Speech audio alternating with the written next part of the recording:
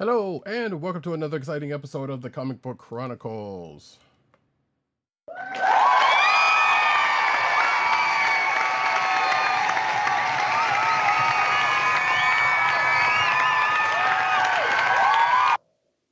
I am your host, Roddykat. You can find me at Roddykat on Twitter. You can find me at News Nerds Need on Twitter. You can find me at CBCaps on Instagram. South Carolina with Columbia down the way. And the sound effect you've heard come from none other than our man in Brooklyn, Agent_70 on Twitter and Instagram. What's up, everybody? Co-hosting from the Borough of Kings. What's up, y'all? Cook and roll with the Brooklyn boys. So for one last time, I need y'all to roll. I'm sorry, you can probably also, I should have asked this before, you can also find him on Threads, which is pretty much the other side of Instagram at this point. In Facebook. Correct. You can find this here podcast on the Cold Slaughter Podcast Network. That's CSPN.us. Do it today. SAG is on strike, also with the writers. At this point, I guess. So don't cut the line. Pay your people. I mean, actors are getting paid, but pay your people what they're supposed to be paid. Exactly. But you can, there you go, which is terribly appropriate, I guess, at this point. Absolutely. You could also find this here podcast on your podcast personal place of choice, whether it be Google Play, Apple iTunes, aka Apple Podcasts, Spotify, or the Cold Slaughter Podcast Network SoundCloud page. Please make sure to click like, subscribe, and to leave all the positive 5-star reviews over on Apple Podcasts. Yeah. Folks, we are gathered here tonight, as we tend to do, and talking about some comic books. And before we get into the comic books of the week, we are going to talk about this week's Marvel's Secret Invasion, number 4, which is called Pappy Van. No, I'm just kidding. Called... I was about to say, you can see me if you are watching on the video or live stream, or the video afterwards. You are more than welcome to watch once we've done recording, once we finish recording. But yes, I am lifting a libation to my lips, and that is what brought that to Roddykat's attention. Indeed. Actually, I didn't see you yet, but I knew you had it. But I'm trying to tell you, I'm being good. So after the show, when I get things up, then I will drink. Listen, I chase mine with water because I need to make it through the show. Fair enough. But yeah, so this week's episode was called Beloved, and at first I thought, why is every episode starting with B? It's only been the last 2. So I was like, what kind of connection that would be? But no, nevertheless, it's Beloved, not to be confused with the Toni Morrison book, or would it? In a certain way. If you go by certain Easter egg videos, there is a connection there. Let's just say. But let's see, because the show just came out, we don't want to spoil it, but we do get a little bit of action this time. And a reveal that we were expecting. Right in the beginning of the show, if it's the same one I'm thinking of that he's mentioning, yeah, something. Well, actually, there's a couple of reveals actually. So something from last week we kind of halfway figured it might have been the case, ended up actually being the case, but there's also a couple of different reveals outside of that during the course of this here episode. Sure. One of which, actually, not even one of which, I will also go. So I'm just going to skip what I was about to say and just say one of the most expensive product placements, as far as I could tell, to date. Oh, right. Or at least in one of these shows that is not like a car or something. I'll put it that way. True.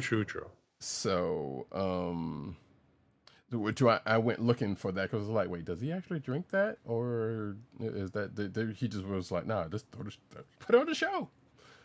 We got some capital A acting from Samuel Jackson, which we know he could do. Like I said, the man's got range, even though despite what I said like last week or whatever, it's like, yeah, you come to see Sam Jackson, in a certain way, but we know dude's got some range, and he definitely showed off some of that in this particular episode in one particular part, which also kind of made me want to see a show like in the past with he and his scroll wife Vara / Priscilla, Right. you know, just to see what they got into. I guess before the culmination of the event. But then again, I guess because he wasn't around, that wouldn't have happened. So never mind what I just said. But I would have loved to see it though. Right. Yeah. There's a big action sequence right at the end of the episode. It basically encompasses the ending of the episode. It's a big action sequence. It's, you know, it's pretty elaborate. They probably blew a lot of their budget on that. If there's one little nitpicky thing I have on that is that the actual vehicle that's attacked is not like based in reality, because the character that's under attack is riding in a different style vehicle. Okay, that's not where I thought you were going with that, but okay, I got you. You know what I mean? Yeah. That's all. Yeah. That's all. I mean, which, you know, I guess is a fair critique. But then again, there's a couple of things about that particular scene that didn't seem realistic to what would happen in that particular situation. So, Right. Like, wow, There's only so much budget for a Disney Plus show. I know, because we both know that if this was played out on the movie screen, it would be a lot more, not realistic, but more true to life in terms of the vehicles that were being used and the vehicle this particular character would be traveling in. Right. And as some people were asking about, but outside of that, where are the superheroes? I'm like, well, they're not trying to do that. This is his show, and people are scattered to the winds and all other excuses you could make. Right. The world is big when it comes down to it. You know, there are only some characters that can travel at the sufficient speed if they're even remotely close in order to intercept that kind of situation, to intercede in that kind of into that situation. You know, but there we also got only go ahead. few. No, go ahead. Go ahead. No, go ahead. No. That's my point. Is that there really are only a few. Right, but we also got to answer to why that would be the case a couple of episodes back, because when Rhodey and Fury was talking, and Rhodey was like, "Why don't we just call some of our friends?" And Fury was like, "Nah, we don't," and then give them, you know, Right. That's another way of getting around the lower budget. Right, exactly. The budget was the main thing, but it was like, but there, at least there was some sort of a logical reason why that wouldn't have been the case, you know? Of course. But anyway, you know what? She-Hulk. Right. You know what? Ultimately, I think that you know, we're moving towards a conclusion where, you know, we'll figure out how this all ties into Ms. Marvel soon, and I mean the Marvels soon enough, that is. Right. But you know, we're about to hit the penultimate episode next week, and hopefully we have a payoff, and hopefully this show hits, or at least sticks some part of a landing. Doesn't have to be a perfect 10 landing, but hopefully it's a good one. Yeah, I would like to believe I would like to believe it's going to land somewhere decent. You know, I don't know if it's going to be like okay, this stops. There's an end credit scene that pretty much goes into what the Marvels is going to dish out, but I'm hoping it's something that's going to be kind of organic. But that's probably asking for too much for these shows. I guess. Let's hope. I'm hoping for the best. That's all I can do. Yeah, basically hope for the best. We did get a little bit of in closing. We did get a little bit, as somebody pointed out, which kind of tickled me. It was like, yeah, I think this is probably the most we find out about Rhodey throughout the whole, you know, time the MCU's been around, because we find that he's quoting wrestling terms. That's the only thing I'll probably, I guess, a spoiler for that. Is he? I don't remember. Yeah, he did because the last episode, I think it was the last episode he was talking about, or this episode, it was one or two, I can't remember. He was talking about he DDT'd Fury into oblivion or whatever the case may be, and then talking about that's I don't remember that. stuff. I don't remember that. Yeah. I must have glossed over that. Okay. Yeah. So it's like, and I don't know. It's also, well, people's speculations about Rhodey was pretty much right. That's all I'll say. You already know, if you know what that is, you know that, but it wasn't necessarily handled the most stealthily anyway. Like right. And at this point, we just got to figure out when that actually started. Exactly. That's going to be, I think, the big reveal. Right. Even if they I'm not convinced they're even going to do that, but I would be very curious to see when that happened, and I have a couple ideas myself, but nevertheless, it is what it is. But yeah, it was a decent episode. I mean, I'm about to say, it's likely that it was recent. It might have been as recent as post Endgame. I kind of wonder though. I mean, that seemed like it would check out. Like, or was it before Falcon and Winter Soldier? Was it after then? Well, yeah, I was about to say post Endgame, pre Falcon Winter Soldier. Right. Or that seems to be the likeliest because Rhodey was on the mission to get the gems or the stones. Right. Well, I will also put something else to you on that, because given the significance of time between Civil War and then, it could have been somewhere between then, and I think there was a story that was told in this particular episode that could pretty much corroborate that if something similar happened. But we don't know, and whether, like I said, whether we find out, if we do, we do. If we don't, I wouldn't be surprised by it though. Because that would have been wild if he was actually if it happened before the mission to retrieve the stones. Right. The time heist. If that happened before the time heist, I would have been like, wow. My gut says it's after the time heist. Right. Because then it'd be like, okay, well, now the Skrulls know about the stones, so why didn't anybody, why didn't you just like, oh no, I didn't find it or something? I don't know. Whatever. Right. Why would he play along with Nebula? Right. Like that, So. But in any case, we are here right now with this whole Nick Fury thing, and we got 2 more episodes left, as Agent 70 just said. And yeah, I don't know. Like I said, I'm not down on it like I've seen people on it, but it's kind of one of those things. Is like I want to see where it ends up more than the journey is great. I think in my opinion, it's okay. It's better than meh. Right, but it's not knocking my socks off, so I'm willing to watch it play out and see where it goes. Right, it's a little bit more subdued. Now, granted, if this probably happened when, like, say, before or during Fury, brought the Avengers together, probably be a little bit more to it. Right. But we're not there, so we're well past there. Right. That being said, though, yeah, that was that for this week. Alrighty, moving on. President Bartlett. What's next? We're going to get into books, starting off with, I guess, a slightly somber note, but one we knew that was coming. As I grab the cover here. Thank you. Fallen Friend. The Death of Ms. Marvel, #1.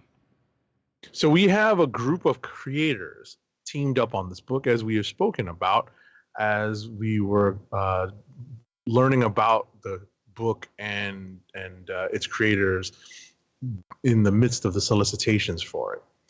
This book is broken up into 3 parts. So the book is written in 3 sections. G. Willow Wilson handles the first one, Mark Waid handles the second one, and Saladin Ahmed handles the third one. The art is handled, respectively, by Takeshi Miyazawa, Umberto Ramos, and Andrea DeVito, in that same order. Inks, I guess throughout, are by Victor Olathaba. Colors, thankfully, are done in part by Ian Herring, who has been a long-time colorist on Ms. Marvel books. In addition, he's joined by Edgar Delgado. Lettering on this issue is done by VC's Ariana Marr.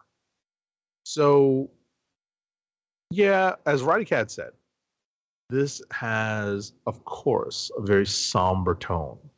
It is the rite of not exactly funeral rites, but similar in the Islamic tradition. And this is not something I've actually done myself, observed myself. But it's very well done. It's respectfully done and written. I give Marvel Editorial a lot of credit for getting these creators in particular on board to do this issue. And I will end my comments on this by saying that the guest appearances, the cameo appearances and the guest appearances by some of the more prominent Marvel heroes were well done, were well chosen, and reflected Kamala's place in the Marvel, official canon. So, we all suspect that she is not long for this current status, given her next appearance in the Marvels movie and the eventual, inevitable MCUification of the character. Yeah. So, we're going to see that at some point. We're probably going to see developments about that very shortly, probably by the end of the month. So I will hand it off to Roddykat with that. Yeah. So that being said, one inks the inks that AHSOKA referred to from Victor Olazabal was from chapter 2. Oh, okay. All right. So Tak Miyazawa and Andrea DeVito did the art for their respective sections. Right. Gotcha.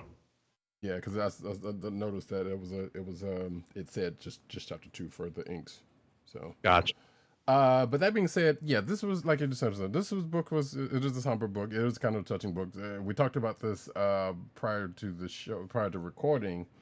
There was a part that kind of irked me, but is also a thing that happens in real life. We were talking about during one section of the book where basically, I'm not going to really talk about what happens, but it calls back to something from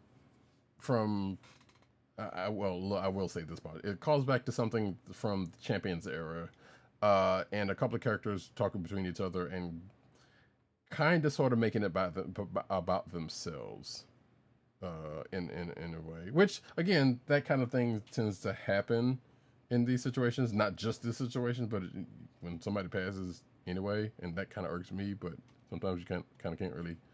I guess that's. I don't want to say it's human nature, but it's definitely a human thing that happens. Mm-hmm. So that was kind of irksome. But that being said, like everything was done fairly well. It ended. I'm not sure. I don't know. I like the way it ended. And the way it started and the people who showed up, like, yeah, like he just sort of said, everybody who showed up was like, yeah, okay, it was right. We did notice that there was, someone absent, but we also know that Agent 70 kind of noted that like they're probably saving that for something else that is coming up soon, right? For a reason. So, which makes sense, if things go by the way we believe they're going to, with her status change especially, then yeah, that's going to be the case. But overall, yeah, like it was. I don't want to say enjoyable. That's definitely not the right word, but it was a good send off for a character who's probably not going to be sent away that long, I guess. Right. It's tough to feel too moved by it, knowing or at least suspecting what we suspect. Right. But it's still a great depiction and rendition of what the grief and the grieving process that Kamala's friends and family would be going through, in accordance with their culture and in accordance with their beliefs, and how they welcome in people who are believers of other faiths or believers in no faith, how they fold them into their observance of their traditions. And I really like that. I like that it was just very open and kind towards the outsider. Right. Well, I guess outside hers, but yeah. But I get what you're saying because I don't think about what you're referencing. Right. But yeah, that's kind to everybody except for Pile Driver. Which again, rightfully so, but yes. Right. And you need to read the issue for that one. Yeah, because just like I said last week with or last week or week before last, whatever, with Marvel Weddings, where something always tends to pop off in the midst. Yeah, because it wouldn't be a Marvel book that didn't. That being said, folks, we can push on to the next book that we have in common, and actually the last book that we have in common, which is Amazing Spider-Man number 29. So Amazing Spider-Man number 29 is written by Zeb Wells with pencils by Ed McGuinness, inks by Mark Farmer, colors by Marcio Meniz, and letters by our favorite lettering paisan, the busiest letterer at Marvel, or at VC's Joe Caramagna. We continue the story of Otto Octavius kind of figuring out there's something missing, something wrong with himself. And he's taking it out on poor old Norman Osborn, who's just trying to make things right. Mm-hmm. And it turns out that Otto has the upper hand in this issue. He's basically driven off Spider-Man and J. Jonah Jameson and his old arms. And now he's got Norman right where he wants him. But Norman is not giving him that satisfaction. He just can't get no satisfaction, like the Rolling Stones sang. So, in retaliation for it, Otto's pulling out all the stops. And he ends the issue with a certain... he ends at least his interaction with Norman in this issue on a certain note. And it's... I feel bad, kind of sad, but we all knew this might eventually happen somehow. This is not how I expected it to. Yeah. And we also get, let's just say we have an interesting twist on the Iron Spider in this issue. And I'll leave it to Roddykat. Yep, no, that's pretty much that. Which that part in itself was kind of amusing in itself. And I was like, okay, we probably should have seen that coming, but nevertheless we didn't. So good on Zeb Wells and crew. What we also didn't see coming was the reemergence of another character that wasn't sure whether we were going to see again. But I do love the footnote they have for when this character comes in. That was a pretty amusing. That was probably one of the couple of things in this issue, a few things actually that made me chuckle in this book. And I know Agent 70 also has had at least a. I mean, I groaned. Yeah, I was like, oh. But I also chuckled at that. I was like, huh, okay. Oh yeah, I mean, I chuckled at the editor's note. Right. Not at the appearance of the character, but at the editor's note. Yeah, I think we went the same place with that. So I was like, huh, yeah. All right.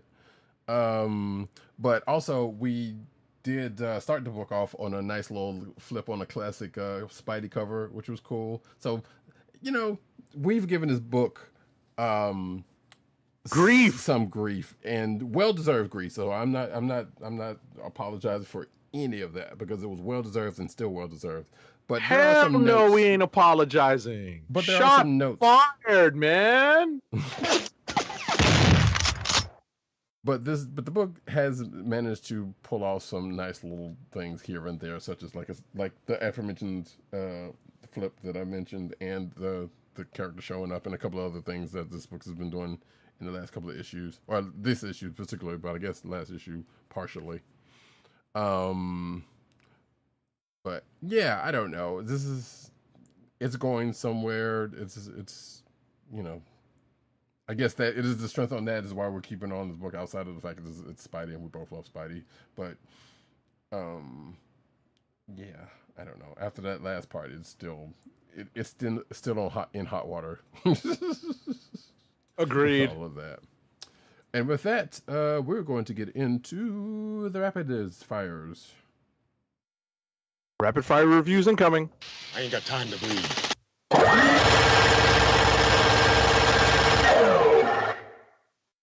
All right. I'm actually going in reverse alphabetical order here.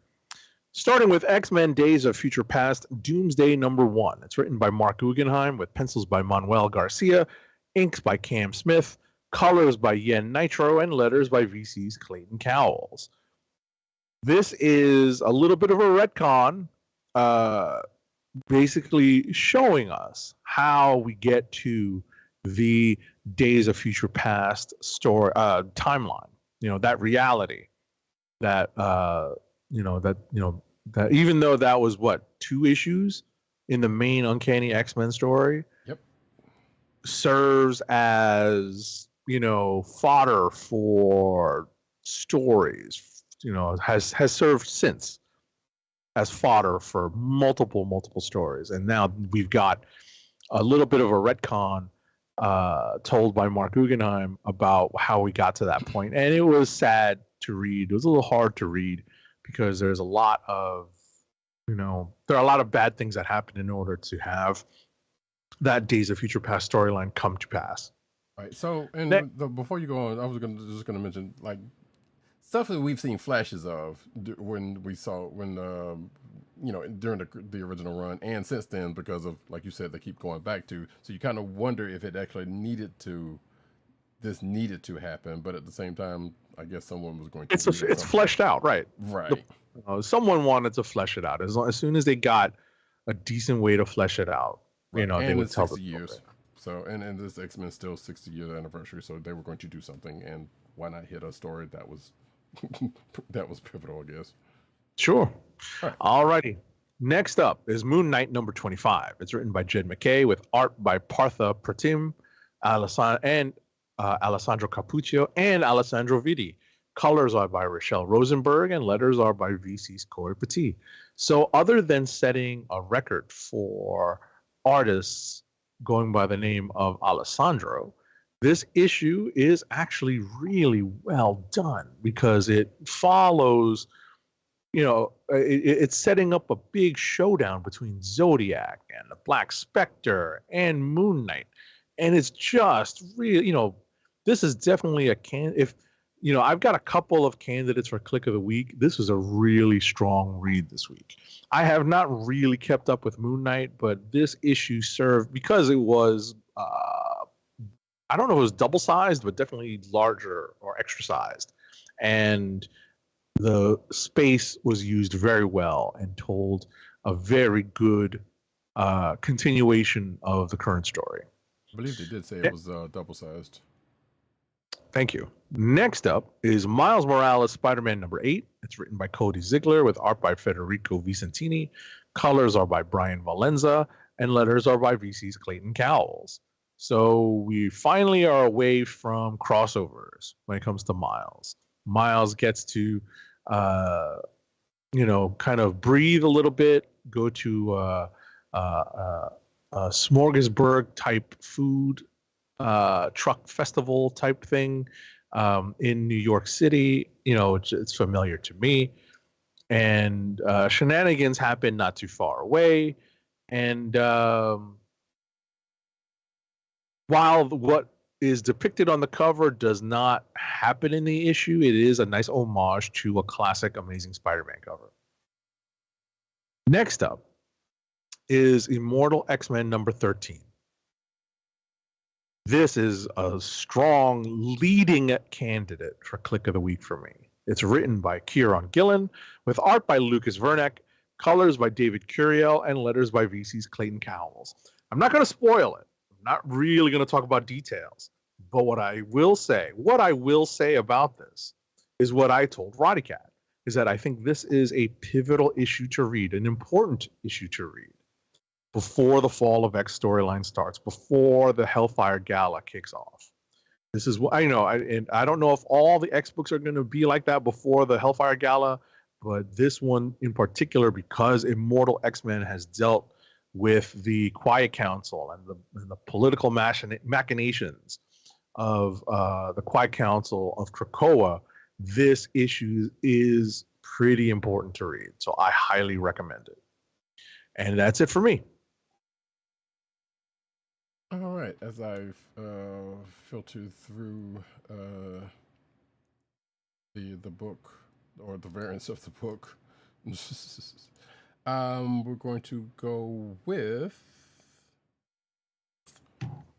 Star Trek number 10, the ongoing. There we go.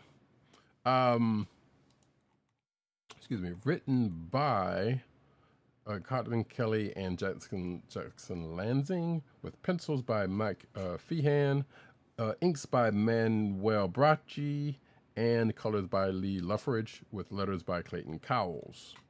So, essentially, this is pretty much where this book goes into the upcoming Day of Blood crossover, because as we talked about last week with Star Trek Defiant, well, Sisko doesn't get it directly, but I guess it is related to him, Worf's message that we saw from the end of that book, but it does end up getting that. But before all of that, Sisko's trial kind of ends in an interesting way.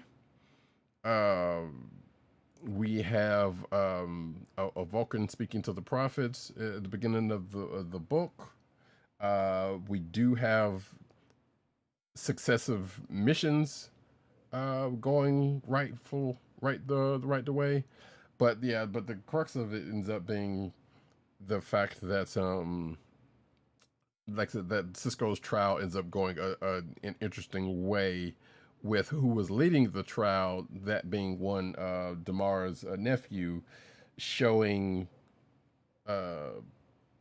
himself as the leader he is, let's just say, and not to give away what exactly he does, but also a little end cap on the whole on part of the Dominion War at this point, which if you did not know, this book takes place after the events of Deep Space Nine.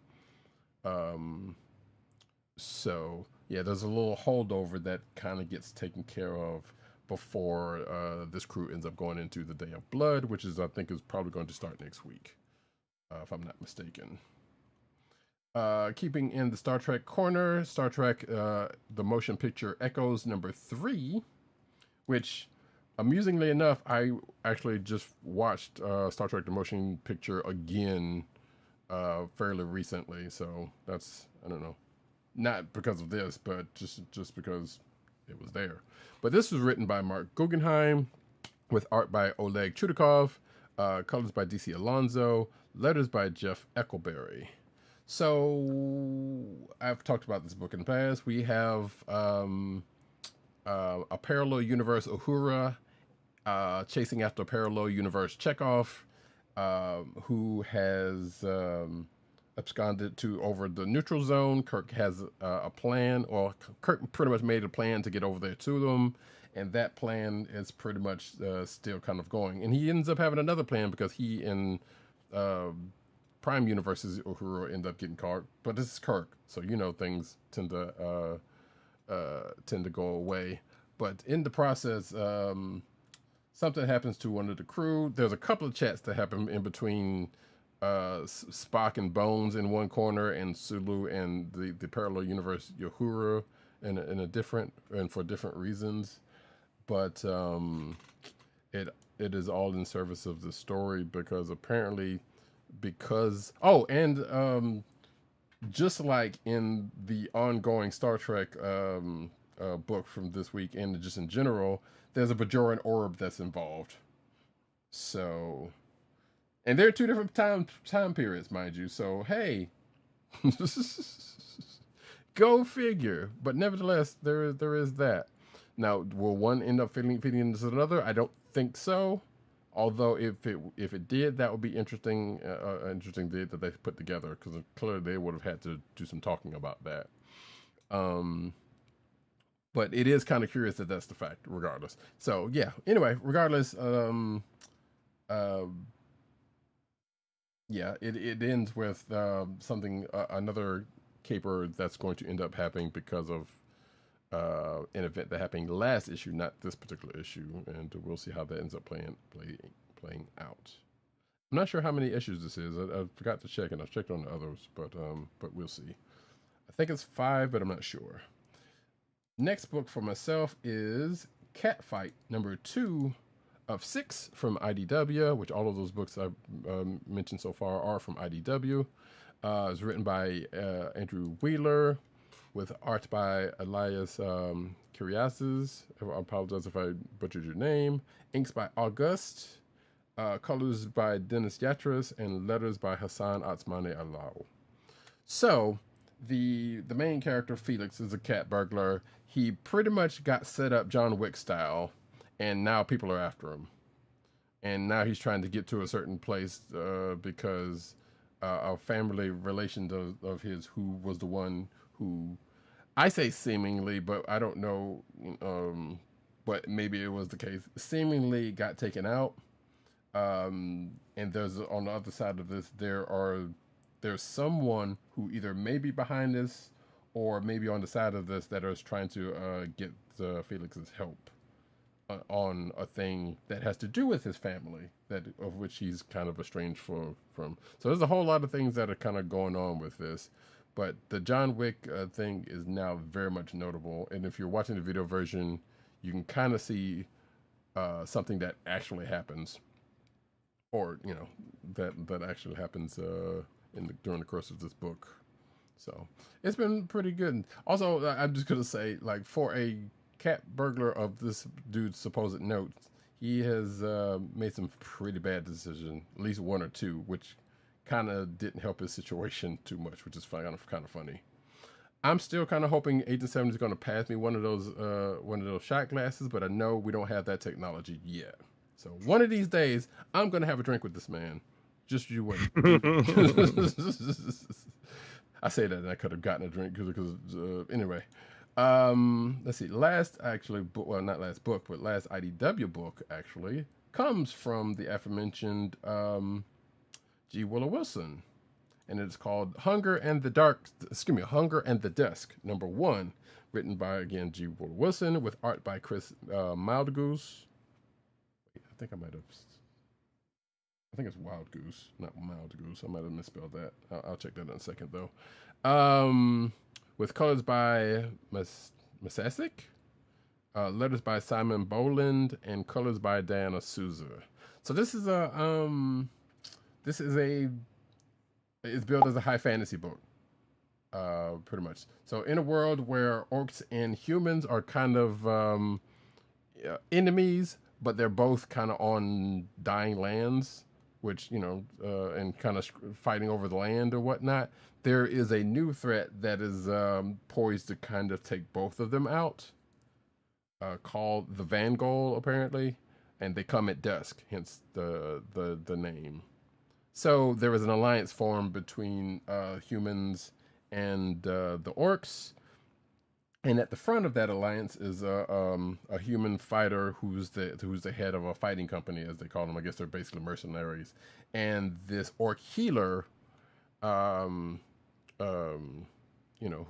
are put together in this alliance as a force, for what, as I say in my notes, will love bloom on the battlefield?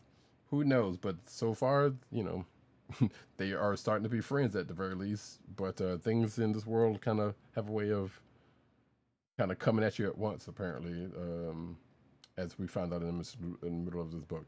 But it's a good read. I don't know, it's G. Willow Wilson. I wasn't expecting too much different than that being the case. But I was kind of curious about this, having just heard about this in the past week or so. But yeah, if you're a fan of G. Willow Wilson and you like high fantasy books, this one's not bad. This one's pretty good, actually. Next book World's Finest, World's Finest Teen Titans #1 of 6. There we go. Written by Mark Waid, art by Emanuela Lupacchino, colors by Jordie Bellaire, and letters by Steve Wands. So if the name kind of strikes a chord with you, yes, it is coming out of that Batman Superman book that is also called World's Finest, that Mark Waid is also writing, that is currently going on. I still have a problem, or that's not necessarily a problem. I still kind of have an issue trying to pin down when this is being set. But as I was telling Agent 70, I'm pretty much resigned to the fact that it's probably a past/different parallel timeline or something, because in this book, this is pretty much when, Batman was still with, Robin, Tim Drake, Robin was still with Batman, and the Teen Titans were formed. But also we have things like drones, live streams, social media in this, which were not a thing back during when they actually formed. So that's the thing that's kind of slightly annoying about them, but it's still a fairly decent read. In that you see kind of what seems to be like right after the team formed, and there's a little bit of headbutting in that because of a couple of I would say stubborn folks, but if you know anything about the Teen Titans, you kind of know their closeness, one, and the fact that there are some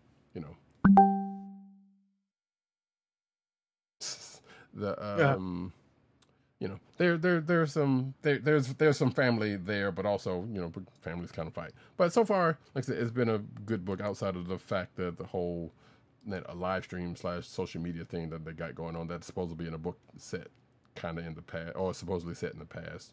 So I don't know. I'm gonna continue to read it. But yeah, the team forms, the adults around them kind of has their put in their 2 cents about the group itself, except for one who was not there at all. But and they end up fighting someone called, and I don't know, maybe Agent 70 can tell me about if this person is an actual person. Someone called the Separated Man. They end up fighting in this. That's probably a very deep DC cut. I mean, they have characters called Arm Fall Off Board, so I'm not surprised also, but this was one I've never heard of before. Yeah, that one's that's a deep cut for me too. Yeah, okay. So nevertheless, there is that. But at the end, we find out someone's recruiting for an opposing team. Who might that be, and what team they're going to be together? You probably know, but I don't know if that's the case or not. So we'll see. And that, folks, is it for my books. Kliqs of the week. Kliqs of the week.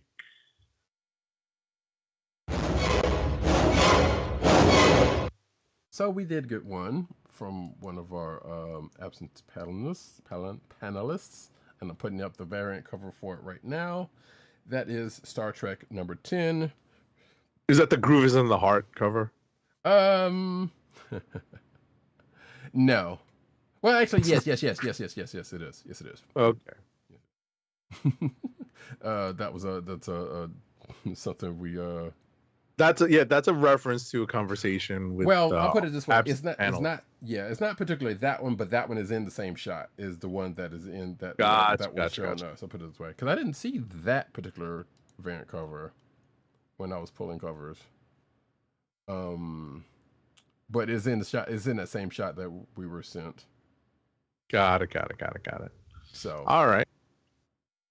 So Star Trek #10 is PCN_Dirts. Yes. Click of the week. Do you have yours? Because I think I have mine. It's a toss up between actually Star Trek #10, Hunger in the Dusk #1, and I can't believe I'm actually saying, well, Amazing was actually not bad. It got a couple of chuckles for it, but I don't know if I want to give it for that. But Fallen Friend, Death of Miss Marvel #1 is definitely up there. So those are my candidates at the very least. Yeah, I think Fallen Friend is a good candidate too. I appreciated it for all the reasons that I said earlier. But I think in terms of the best reads that I had this week, the best books, was probably between Moon Knight number 25 and Immortal X-Men number 13. And I think I'm going to go with with the strongest candidate, and that is Immortal X-Men number 13. Because I cannot stress enough to Roddykat that he needs to read this issue, and that I think it's another important step towards what's going to happen post Hellfire Gala. Right, and I was, as I told you just a minute, yeah, I was definitely already planning to. It's just a matter I didn't get as noted. I only read 2 Marvel books this week, so because that's all I had time for. Unfortunately, because there was a couple of books that I actually wanted to get to outside of that, including Moon Knight and Immortal. But I think I actually am going to go with Fallen Friend, The Death of Miss Marvel number 1. There's the actual cover. I'm glad they didn't use one of the other covers that people were beefing about, because yeah, that would have been a bad look one way or the other.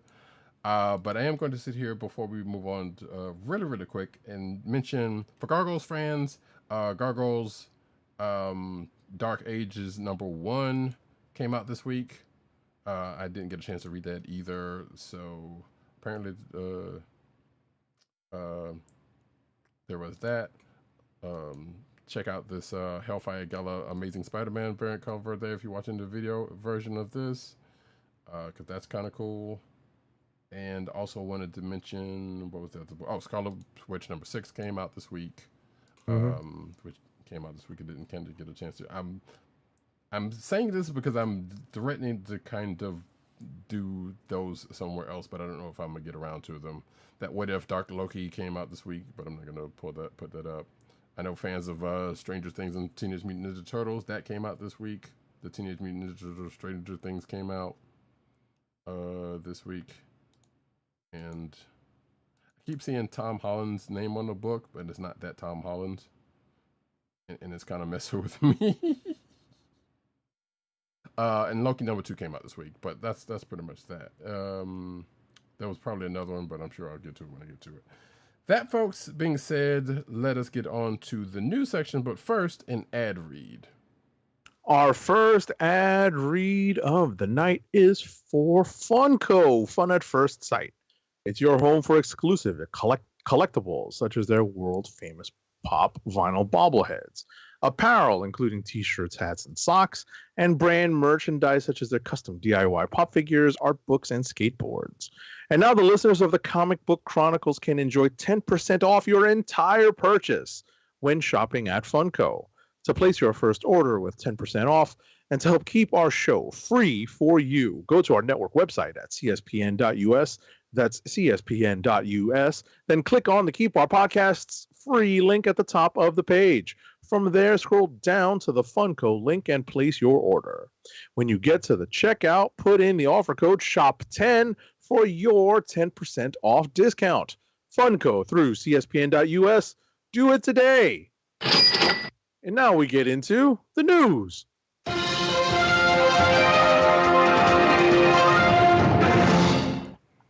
Oh, Rogue and Gambit number 4 and Spirit World number 3. Those are the other 2 because I was going to mention.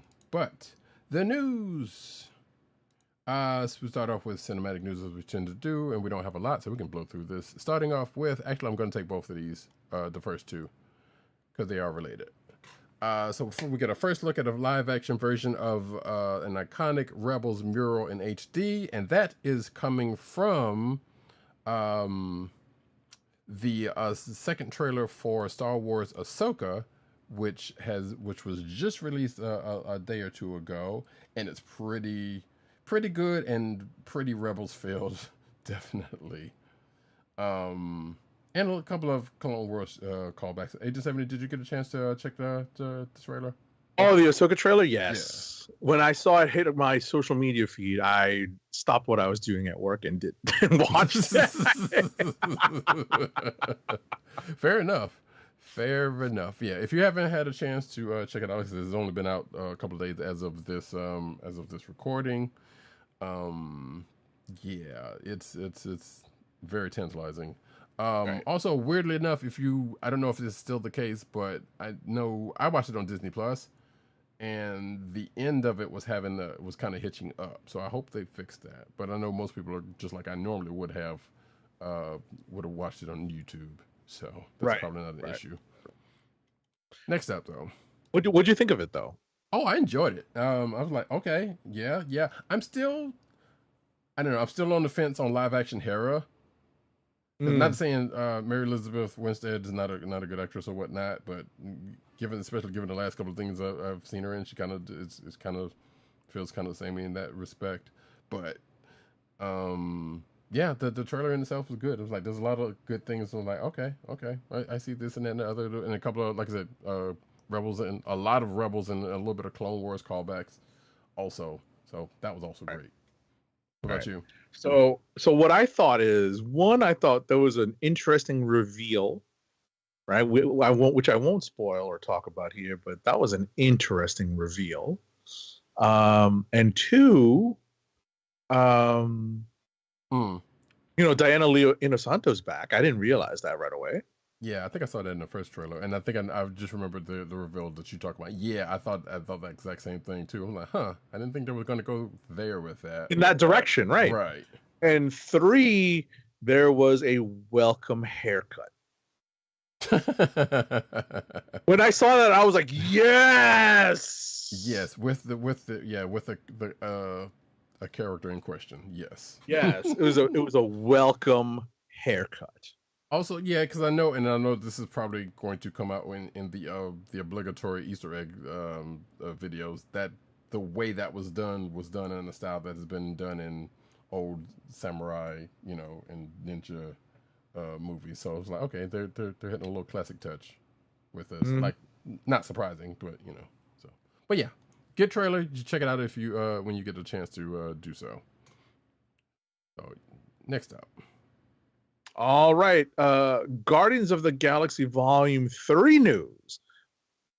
Marvel released deleted scenes which confirm the High Evolutionary's fate. So Marvel Studios recently released the highly anticipated third film, and and it did well, but we end up with some ambiguity at the end of the film with regards to the High Evolutionary. Apparently, in an alternate ending, there is a different result. So I guess we'll find out.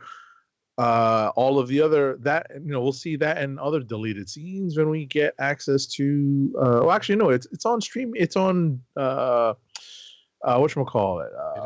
on demand now. I'm obviously looking forward to getting it on Blu-ray and digital. Right. I was about to say, I feel like the fate of the High Evolutionary was pretty definitive. Even in the theater version? Yes. From what I remember. But hey, whatever alternate thing they got going on. We thought something similar to with regards to John Wick, and now look what's happening. So well, yeah, that is also true. That is also true. So, anywho, next.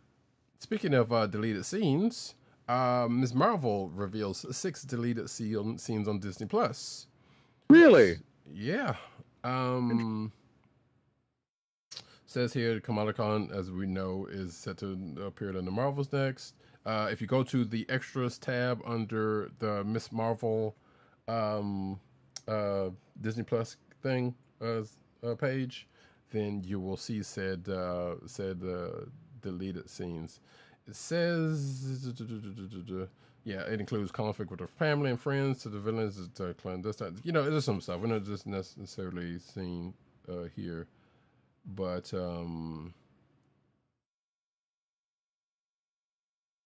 okay. This just the article just kind of goes on talk. I guess that was a soundbite from Samuel L. Jackson saying that all 3 characters will be hoisting the Captain Marvel mantle, and then there's a quote that he goes into. Apparently, he was on Sway's World recently, so okay, cool, and that where he talks about it. Wait, Bad Bunny? Oh, hold on, let me read this. Bad Bunny. Let me read this. I'm gonna read this quote actually. After Secret Invasions, I'm moving on to the Marvels, where you got like 3 different people who are Captain Marvel. You got Brie Larson, who you got a black Captain Marvel. That would be Photon, Monica. and you got Monica Rambeau, and you got a Muslim Captain Marvel, which is of course Kamala Khan's Miss Marvel.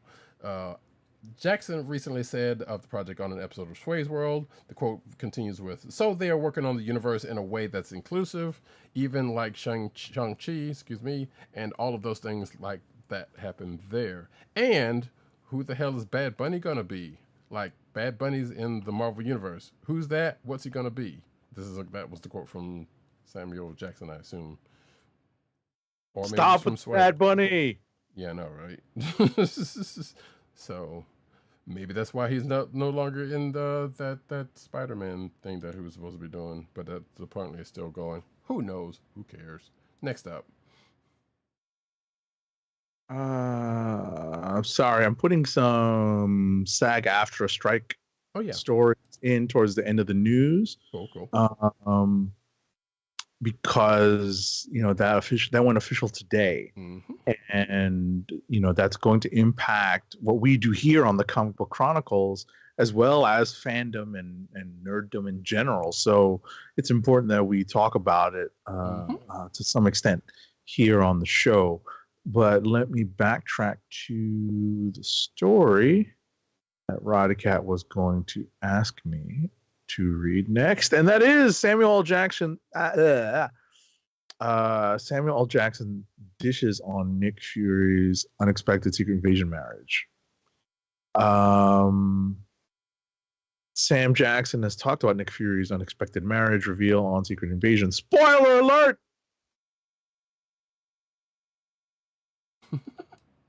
That's it. He talks about it. That's all well and good. Yeah, I'm just gonna move this news that you put up here up just a smidge. Oh, you're moving it? Yeah. I was about to say, because I didn't want to mess with the sheet. I just put it a couple spots down. No, you're good. Because I'm just gonna move it up one. There we go. Wow. Oh, okay. I left that space on purpose so that I could see the gap between anime news, if we have any. Yeah, which is why I moved it, because it was only the one. Oh, I see what you mean. I see. So you only move that one. I see. All right. Go ahead. Carry on. This is a little behind the scenes there, folks. And I'm not cutting it out. There we go. Wait, is this the same story or? Okay, no, it's not. I'm about to say that look like the same. There we go. All right, next up though, there's that. First look at Wolverine and Deadpool in Deadpool 3, which got people all in a tizzy in the last couple of days, apparently. I kind of still don't care, but that's just me. I care, kind of. I shouldn't say that. But yeah, there was a first look. If you're watching the video version, you can see the picture that comes from Ryan Reynolds' Instagram account. It's Deadpool and a yellow-suited Wolverine with a Hugh Jackman in the costume, sans mask, and underneath, animated versions of or pictures of the two characters together. So yellow suit confirmed. I mean, a lot of people are just losing their. Forgive me, folks. A lot of people are losing their shit. Pretty much. It's dropped, and I'm like, great, fine. I am definitely one of the few ardent. He's too tall for Wolverine people. What are you gonna do? Yes. You got the wrong person. You're approaching the wrong person when you say, "Oh, I'm gonna miss Hugh Jackman as Wolverine." Nope, that's not me. So, bottom line is, I'm glad that they're doing it. It's funny that it seems like they're going to be doing a version of Deadpool kills the Marvel Universe. So it's funny that that's the That seems to be the theme for Deadpool 3. Before somebody says it, if they already didn't, what if the Fantastic Four come out of this? It's not going to happen. Nope. Next up, though. Oh goodness, what happened? Oh wait, hold on. I got this one. One. Go for it. Twisted Metal trailer basks in post-apocalyptic extravagance. Oh. So I did not watch this. Peacock launched a live-action Twisted Metal trailer today that provides a much clearer glimpse of the upcoming series than its teaser from earlier this year, set to the beat of DMX's "Party Up in Here, Up in Here. Y'all gonna make me lose my mind. Up in here, up in here." The campy clip has high-speed chases, guns, and carjackings, along with ample wisecracks and one maniacal clown. Everything you'd expect from a live-action adaptation of the over-the-top franchise. The 2-minute trailer begins with star Anthony Mackie setting the tone as protagonist John Doe. Okay. Yeah, I did not. So, I mean, this is not necessarily comic related, but obviously in our, our Fast and the Furious / Mission Impossible tie-in, which we did not go see. I was going to say / video game stuff too. So that we cover a lot of that stuff. Well, yeah, we do, but even the video games are usually comic book related most of the times. But right. But yeah, this was I think I saw part of this. Anthony Mackie's in this. Stephanie Beatrix from Brooklyn Nine-Nine's in this. Apparently, it's Thomas Hayden Church. The names. The reason why I'm leaving this out. The names that are in this show are kind of interesting. Nev Campbell, Thomas Hayden Church, Samoa Joe, and Will Arnett are also in it. So yeah, that's a thing, and it's on Peacock. So I don't know. Like 5 people will probably watch this. I'm slightly more curious about it than I was previously because of the video game tie-in and because of Twisted Metal, but also, yeah, it's kind of weird. This is the weird thing for live action. Anyway, next up. You got the next one. Yeah, hold on. I'm trying to. Why is this thing wigging out? There we go. You want me to take it? No, I got it. You got it? I got it. Yeah, it's just that they're coming in and wigging out for a second. Adventure Time for Fiona and Cake will premiere at San Diego Comic-Con. So we're getting to San Diego news at this point. Fiona, for those y'all Adventure Time people know who this is, I'm sure. But apparently there's going to be the first episode of Fiona and Cake is going to premiere at San Diego Comic-Con this year. So I'm sure the fans, the rabid fans of Adventure Time / Fiona and Cake are going to be rabid. It says here Wednesday night at San Diego Comic-Con, which is next week. No, I'm sorry. No, it is next week. I'm not joking. Mm-hmm. So yeah, stay tuned for. Well, I don't know how much news we'll have, but yeah, I was about to say we're going to talk about things that are happening in current events that may very well affect what's happening out in San Diego. Right, week. Because we're already getting news ahead of it, so there's definitely going to be stuff going into it. Next up, though.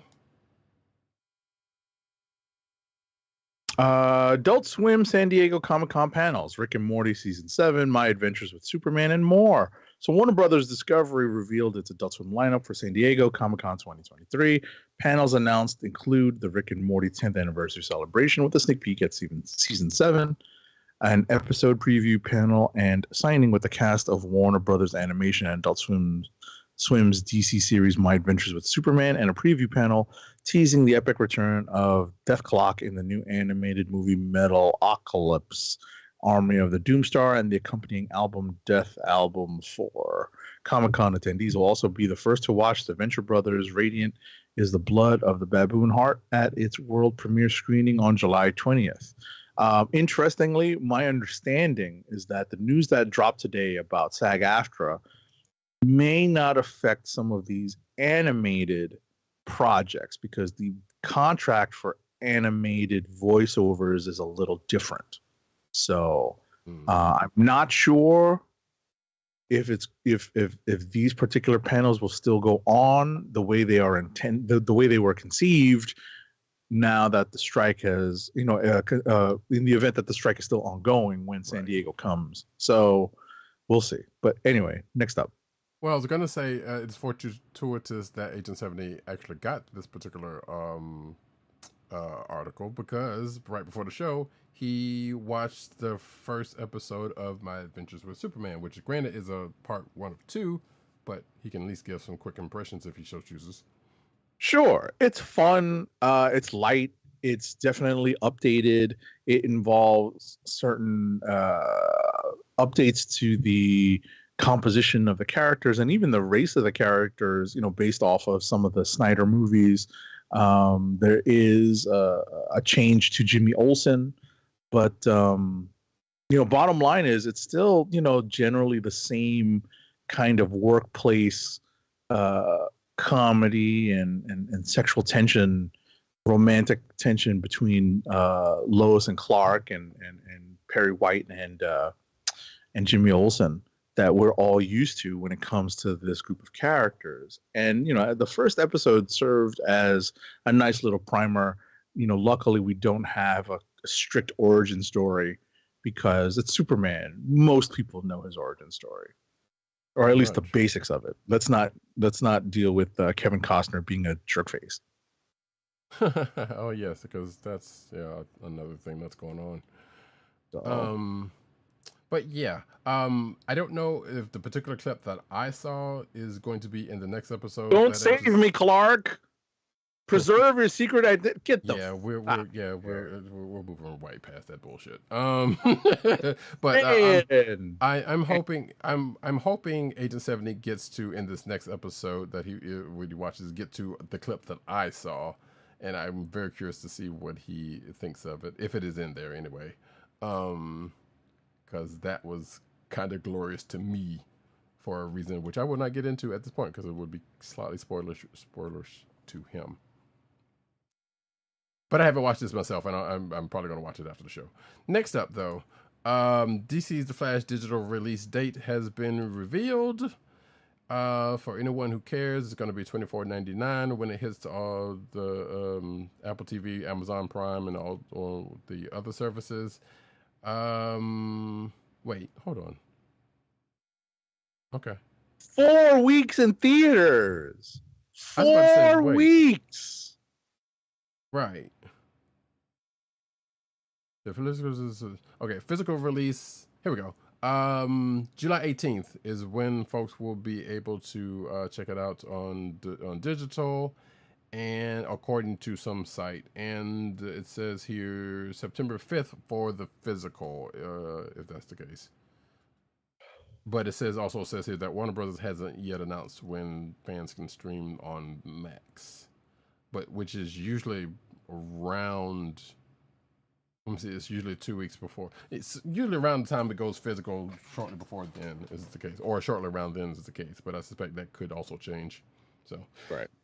So if you want to see The Scarlet Criminal, and you haven't already, hey, and this date is to be believed, then there you go. Look for it. Excuse me. I am good gracious. Alrighty. Next up. The cast of Superman Legacy, this is the James Gunn scripted and helmed film, is beginning to expand. Isabella Merced, Nathan Fillion, and Eddie Gathegi will be joining James Gunn's upcoming blockbuster film, as Vanity Fair reported. Set to introduce a new version of the Man of Steel, Superman Legacy will premiere in theaters on July 11th, 2025, becoming the first movie set in the new version of the DC universe. Okay. I was going to say Nathan Fillion is an inspired choice for Green Lantern, of which who he is playing, but I believe he has also voiced the character before. So that's, and James Gunn likes him also, and I think he was also he was in Suicide Squad. So James yes, he played a very disposable character in Suicide Squad. Actually, yes, one that we mentioned earlier, actually, or one that I mentioned. Right. Just very quickly, Merced has been cast as Hawkgirl. Mm-hmm. Fillion has been cast as, I gotta open the article. Well, like I said, Fillion has been cast as Green Lantern Guy Gardner. No, is it Hal? I thought it was Hal. I thought it was Guy. I mean, wait, does it say? Hold on. Hold Hold on. I'm scrolling. No, you're right. You're right. Okay, but he has voiced Hal Jordan before though. Oh. But no, you're right. Yeah. It is Guy Gardner. Yeah, Fillion plays Guy Gardner, and Gafegi plays Mr. Terrific. Right. So. Oh, Darwin. That's Darwin for First Class. Oh, Gafegi? Yeah. I didn't. Name, I don't remember First Class. Well, I remember that because he died stupidly. His character died stupidly. That's awful. That's awful. Yeah. I was about to say, do we have a story in here about who got cast as Metamorpho? Unless it's in here, I don't think so. Or we've done it previously. No, I saw. I think I'm going to Google it. So I'm going to. Yeah, go for it because I don't think it doesn't look like it says here. I'm going to search because I could swear. I don't know if it was just a tease. Mm-hmm. Oh no, it doesn't. No, it's reported in the Hollywood Reporter. Okay. Slip me that, then we'll put it in there. Yeah, absolutely. I was about to say there's Metamorpho news. Okay. Yeah, it's a Hollywood Reporter exclusive. I'm just going to put it in the chat. You'll hear a ding, folks. I apologize, but they're used to it. Yeah, but bottom line is I'm going to pass this on to Roddykat. And it's interesting to see who they picked. I don't think Roddykat is a fan of the Barry show that just ended on HBO. Oh, I know this dude. Yes. Okay. Yeah. Interesting, right? Huh. Interesting. Yes. Huh. Okay.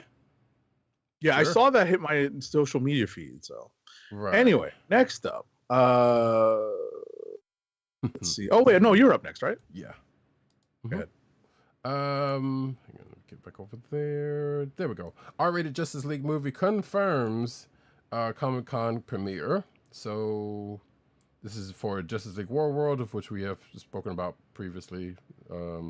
Friday, July 21st is going to premiere at San Diego Comic Con, Ballroom 20, at 9 o'clock, apparently.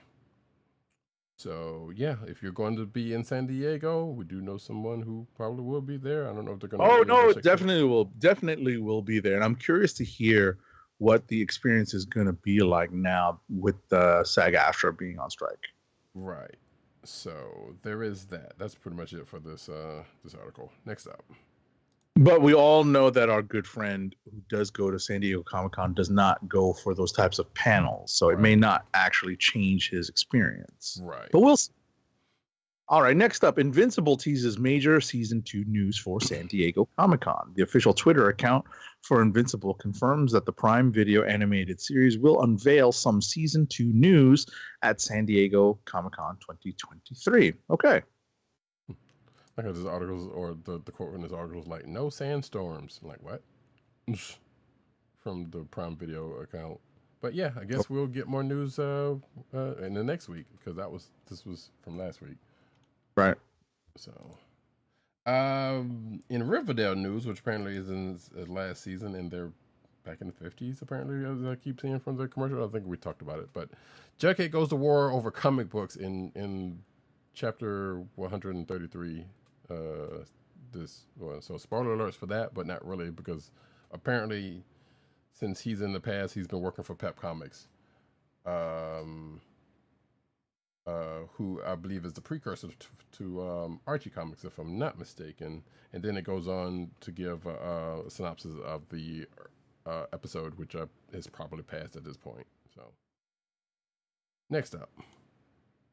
All right, AMC is taking viewers on a free trip into Dead City. The new Walking Dead spinoff follows enemies Maggie and Negan into post-apocalyptic New York City, where they must team up to rescue Maggie's son from Negan's former savior underling called the Croat.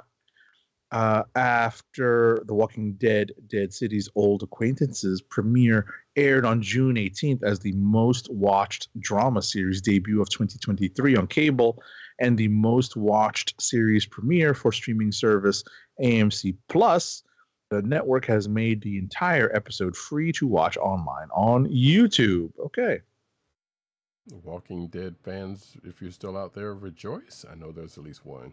but calling all speed demons. Fast and Furious roller coaster comes to Universal Studios apparently. So if you're in SoCal, well, one, I hope you like Super Nintendo World because I probably am never going to get over there to get that, to check that out. But Universal Studios Hollywood will bring quote unquote innovative and technological achievements never previously employed to this all new thrill ride, according from the park to this in this statement. There's really not much details outside of it's equipped with state-of-the-art ride system, uniquely created to engulf guests within the dynamic Fast and Furious universe. So I guess we will probably see some folks drift. And maybe there's a jump a bridge, a canyon or something. Yeah. Or something, or heaven forbid, something from that last movie. But it says here that the new ride will be located on Universal Studios Hollywood's upper deck, where animal actors and special effects shows used to be. Don't know when it's going to open, but construction apparently will begin soon, according to this article from USA Today. Next up. All right, in today's big news that's going to affect what we do here on the Comic Book Chronicles and how we consume our media and fandom, obviously. SAG-AFTRA, the Screen Actors Guild Union, announced Thursday, today, that it is now on strike against the film and TV companies, marking only the second time in Hollywood history that actors have joined writers on the picket lines. So the National Board of SAG-AFTRA held its meeting today and voted unanimously to approve a strike recommendation forwarded by the negotiating committee. So,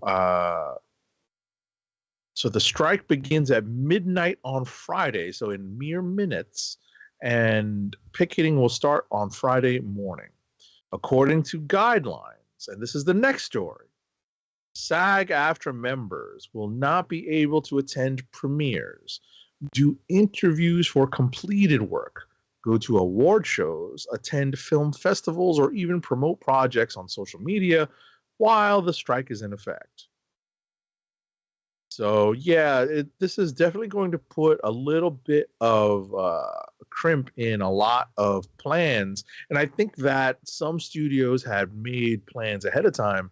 Like Marvel decided not to do anything in Hall H this year at San Diego Comic-Con, probably in anticipation of a strike actually happening.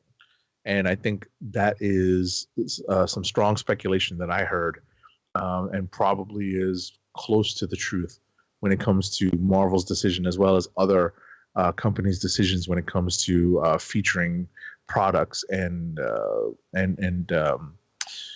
featuring projects, that is, at San Diego Comic-Con this year. And and it remains to be seen how New York Comic-Con, the other major Comic-Con that's happening after this strike goes into effect, might be affected in October. There's still months away. We are still months away from that, but that time can go very quickly. Right. So it's also worth noting, it is not surprising that this happened because SAG-AFTRA has been in some solidarity with the Writers Guild of America. Guild, yes, since they, despite a foot and mouth by one Fran Dresser, who's the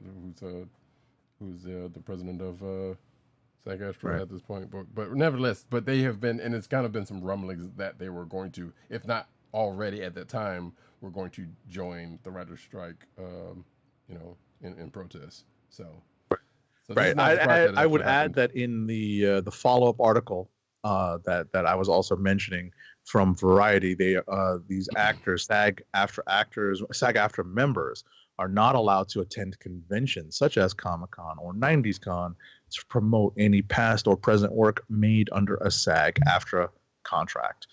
Just as a reminder, SAG-AFTRA and the WGA are fighting for higher wages, increased residual payments, and protections around using artificial intelligence. Also, well, I don't know if I know the Barbie movie is coming out soon. Actually, that's next week. And I can't remember if I know I've seen videos of people doing stuff for it, but I don't know. I assume Oh, wait, is Barbenheimer Oppenheimer. Barbenheimer? Yeah, is that all? Is that That's next week? Yes. So that means you may or may not be right. We may very well be going on movie protocol next week. Mm-hmm. Something else we need to talk about. Barbenheimer. All right. But yeah, but I mentioned that because I know press has been going on around that stuff, which I guess probably won't be because this starting tomorrow.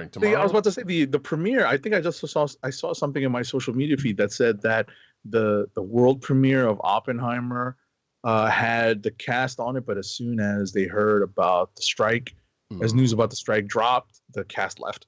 Right. So good on them. The directors entered. The directors were able to complete a deal, so the director stayed. Nolan because they got theirs like weeks ago.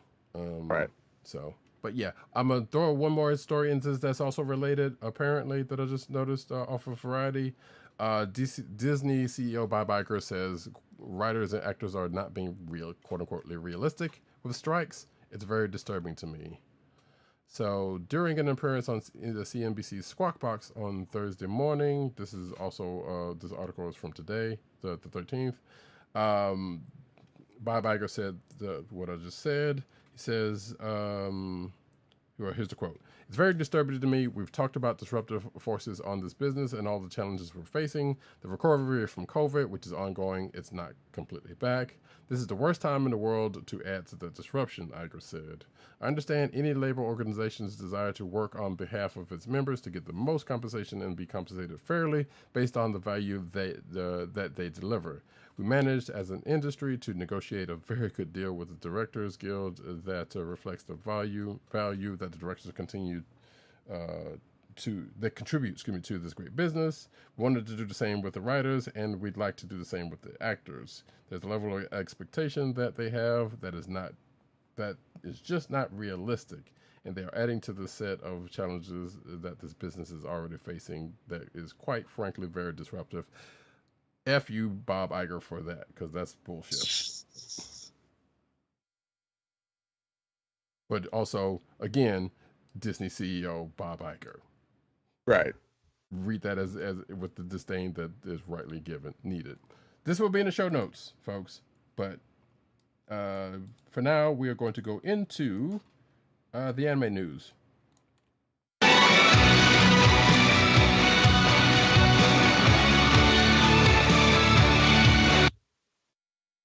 Alrighty, it's the one piece of anime news that we have. Hayao Miyazaki's final film will be Studio Ghibli's first IMAX release. The movie is tentatively entitled How Do You Live? Is coming to IMAX theaters. The milestone marks a first for Miyazaki and the animation studio he co-founded nearly 4 decades ago. According to Anime News Network, the film will also screen in Dolby Atmos, Dolby Cinema, and DTSX when it arrives in Japan on July 14th.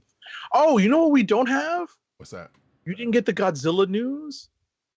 About the movie dropping at the end of the year?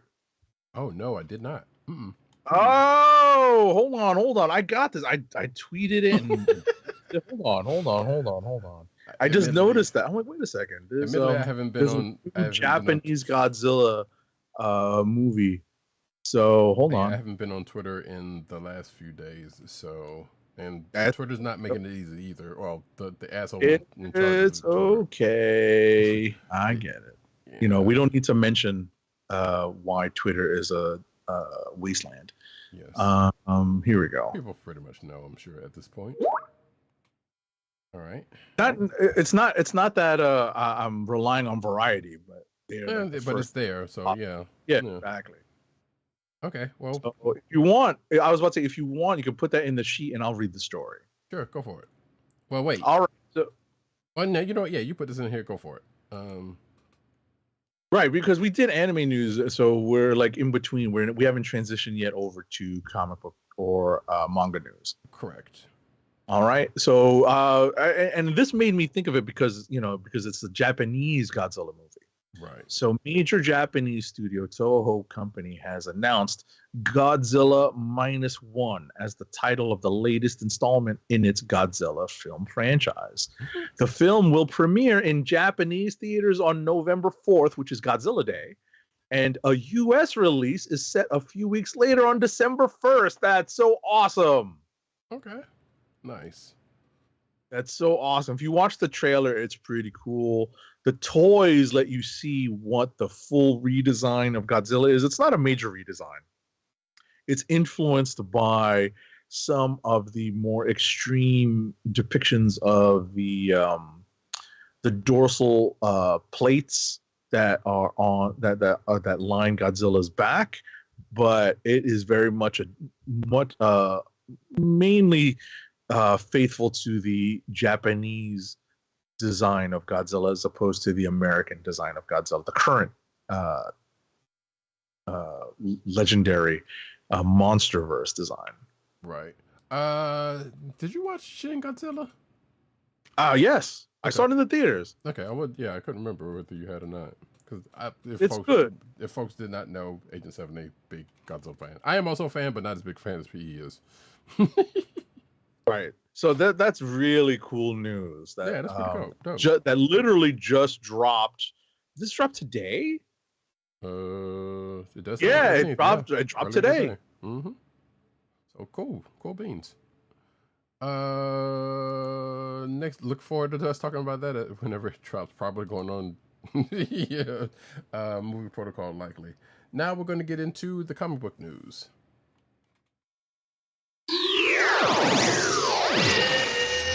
The Spider-Verse's next breakout hero just introduced an entirely new Marvel universe, apparently. And this is spoilers from Edge of Spider-Verse number 3, which I feel like I read, but I don't remember too much about that last part of the story. So this has to do with a version of Miles Morales' sister Billy, who's grown up and grown up and become a protector in her own right. She also has some spider arms. Wait, is she going by Spider Slayer? I can't remember. But regardless, you can go back to Edge of Spider-Verse in number 3, but apparently it says here that this goes back to when Miles did a sidestep to a different Earth, met his grown-up sister, and had an adventure with different versions of her and Ganke, and but apparently in the Edge of Spider-Verse that some other things kind of flesh out this world, and maybe we'll see some more of it. This is the same Edge of Spider-Verse number 3 that Dan Slott said was also sold out, but partially based on Spider-Boy. But we don't have to necessarily go back on that. Next up. Next month's Amazing Spider-Man number 31 will be a special oversized issue packed with quote-unquote surprises. So a host of all-star talent will join Zeb Wells and John Romita Jr. to set up a second year on the title with story preludes, glimpses of some of the biggest upcoming Spider projects, and awesome extra bonus stories, including a tale by writer Celesta Bronfman and artist Alba Glez that launches Mary Jane's exciting new era as Jackpot. Okay. Now, some folks, we probably said this before, thought that Mary Jane was already Jackpot because Jackpot was a redhead that kind of slightly looked like her in the first place, but was not her. Right. And now she actually is. So, yeah. Marvel returns to X-Men. Well, we can kind of skip this because this is a preview for X-Men Days of Future Past Doomsday, of which Agent 70 has already talked about earlier. I forgot to take this out of the lineup. That's okay. Oh, you want me to take the next one? Sure, go for it. All right. The Winter Soldier leads a new strike force to deliver justice like lightning in Thunderbolts. So this December, Bucky Barnes will put together an all-new squad of Thunderbolts to kick off a revolution in the Marvel Universe. Writing duo Hivemind, Colin Kelly and Jackson Lansing's explosive transformation of Bucky Barnes continues alongside artist Geraldo Borges, or Borges, in this new ongoing series that follows Bucky Barnes in his new role as the Revolution. With the demise of the Outer Circle, Bucky is the last person alive who holds the power of a century of dark secrets.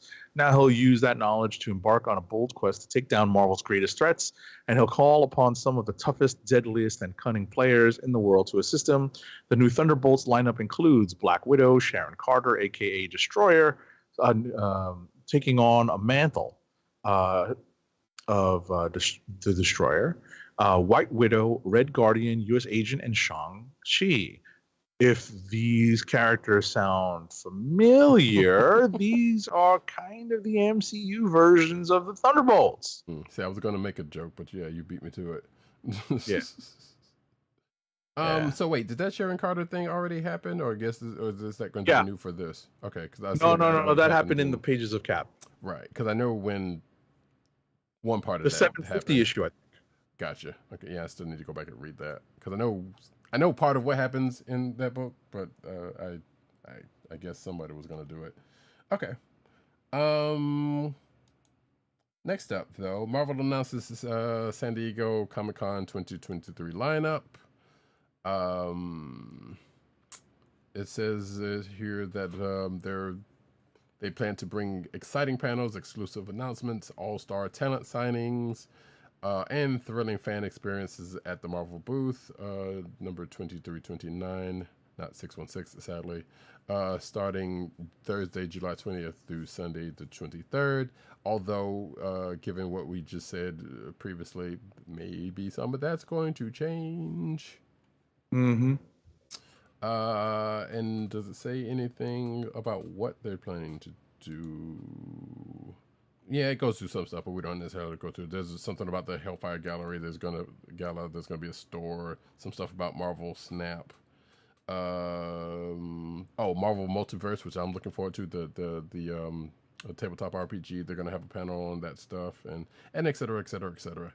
So I'm sure the usual stuff like the next big thing, this week in Marvel, the next big thing or whatever the case may be. Other stuff is probably going to go on with some side stuff. Mm-hmm. Yeah, it's going to be very comic and maybe even video game based because Marvel Studios is not going to have a presence. Right. Speaking of video games, EA is making a single-player Black Panther game.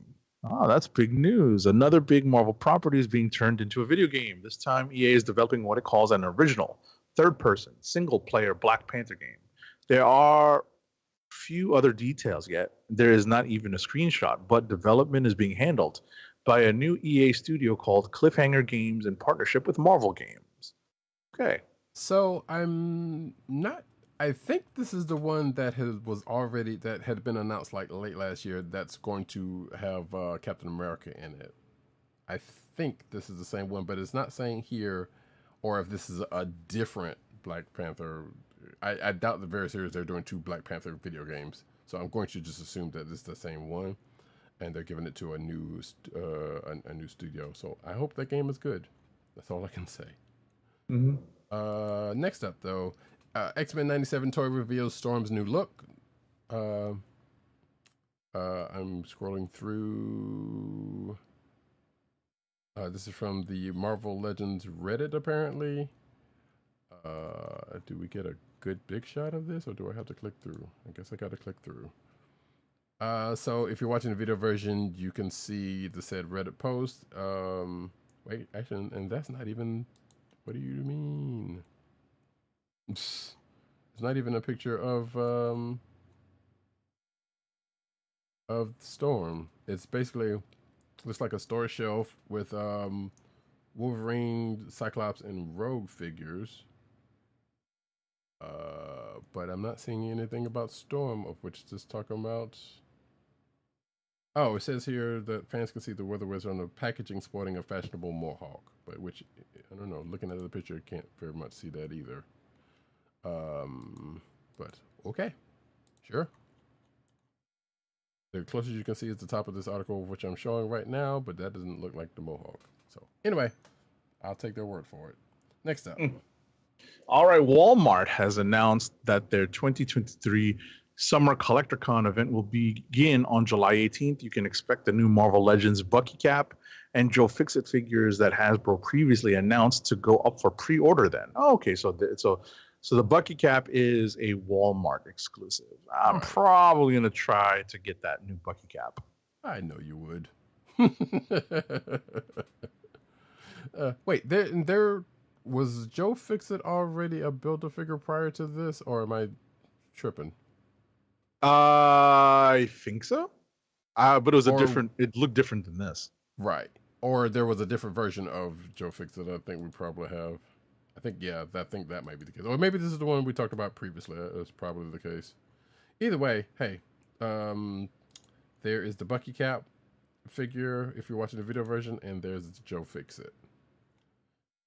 Next up, though, G.I. Joe classified. Now, I think we've pretty much talked about this before. We definitely talked about this after the show. But so the G.I. Joe helicopter, the Dragonfly, is on HasLab, their Kickstarter thing. I'm pretty sure we talked about this last week. In fact, they have made their first 2 stretch goals, and their last one is this character, whom I don't know, called David Crazy Legs Thomas, not to be confused with the breakdancer. Right. Most certainly.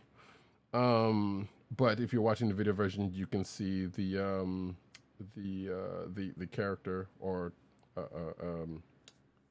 picture of the character with the accoutrement, but they still haven't made it yet. So there's still, as the last time I checked, which was a couple hours ago, there's like around 3,000 ish away from making that goal. What's the deadline? It's the 17th. Oh, so it's still a few days, but yeah, that's not a lot of time. Right. Which, sometimes the stuff like this kind of come through at the last minute. But at the same time, like I said, they've already made 2 stretch goals, and whether this one makes it or not, and as Agent 70 told me before the show, was like, yeah, people are pretty much all right with the fact that the thing got funded. So right, they got funded and hit the first 2 stretch goals. They're happy with the extra figures that they're getting. They're getting a ripcord, and they're getting a female pilot. Right. So they're all right with that. Whether Crazy Legs makes the cut, we'll see. Next up. Right. So let's see here. Funko revealed that the latest 3-pack collectibles will join this year's San Diego Comic-Con, dubbed Funkoville, which is an annual event for fans of anything pop culture related and action figure collectors. So they're going to have a 3-pack of the Powerpuff Girls, consisting of Blossom, Bubbles, and Buttercup. Mm-hmm. And you can see the figures on the video version. There you go. Last but not least, Skybound's Transformers reboot is reigniting a controversial G1 debate, apparently.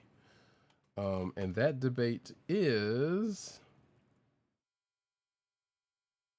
Oh. It says... Weird. Okay. It has to do with Soundwave's tapes. Okay.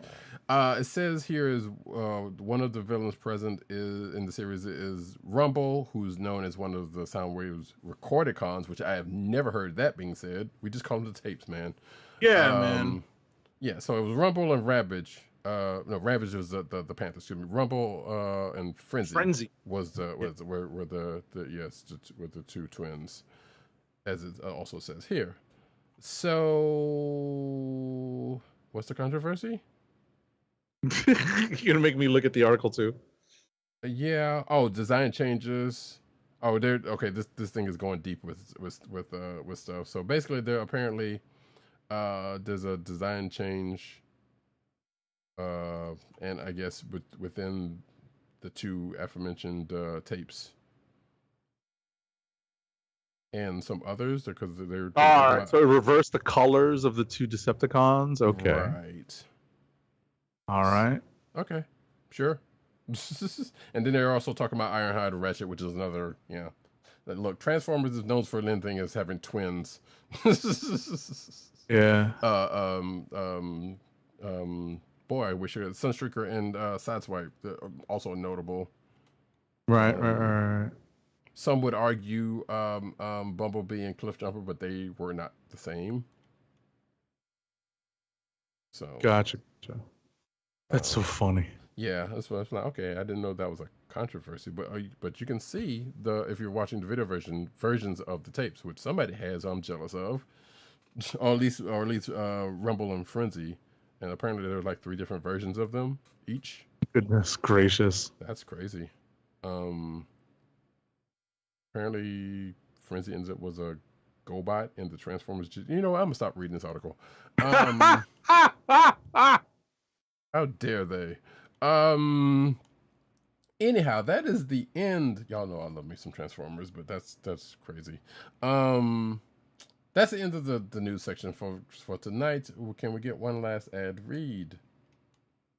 Our last ad read of the night is for Blue Apron's meal delivery service. Blue Apron, fresh ingredients and incredible recipes delivered weekly to your door.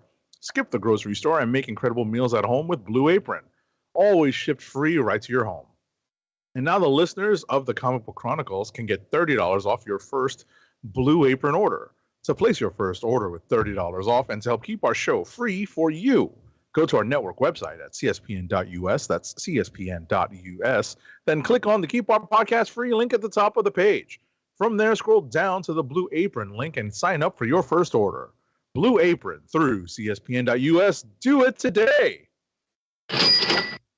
And before we get into the exit plugs and announcements, Roddykat and I should discuss a couple of things about Movie Protocol. One, we thought we might be on Movie Protocol this week because we thought we might be going to see Mission Impossible Dead Reckoning Part 1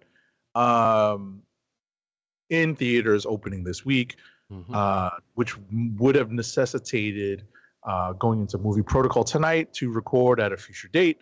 That did not happen. So maybe one or both of us will see Dead Reckoning this weekend at some point. I'm hoping to. Or before the next show, right? Or before the next show. Interestingly enough, next week is another possible Movie Protocol week because it is Barbieheimer. No, I'm not. I'm not going to watch Barbie and Oppenheimer, but Oppenheimer's opening next week. And my understanding is that I'm supposed to go to see Oppenheimer also, but we'll see. Maybe things will fall through, and we'll end up recording at a regular time and date. But we'll be posting this on social media. Look for me on Threads also, and we'll see what we can do about getting our show up and running next week while San Diego, and we'll get some early news on what San Diego's like. Indeed. Yeah, my wife is interested, seems to have some interest in watching the Barbie movie, and I'm not going to say that I don't also, because that shit looks already bonkers, but I don't think we will be going on Movie Protocol for that, because we will probably likely, if we did actually go and see it, it'll be early in the day. Right. So, but if there are impressions of Barbie next week, you will know why. And on that note, we're going to close this here puppy out by saying you can find me, Roddykat, on Twitter. You can also find me at News There's Need on Twitter. You can find me at CBCaps on Instagram, not on Threads or Facebook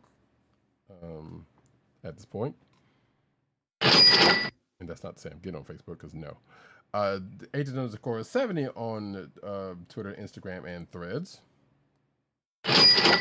And Facebook instead, but hey. Also, rather, PCN_dirt on Twitter, Pop Culture Network on Twitter, popculturenetwork.com is on all his umbrella sites therein. Excuse me, that's Pop Culture Net on Twitter.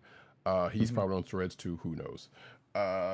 Tim, DOGG98 on Twitter. 1, shout out to Tim. 2, congratulations to him. He knows why if he ever gets to see this, hear this. Right. Congratulations, Tim. Shout out to he and his family. But you can find Sir Tim at CBChron also on Twitter, which is the Comic Book Chronicles Twitter account. The Kliq Nation on Twitter, thekliqnation.com, and all his umbrella sites therein.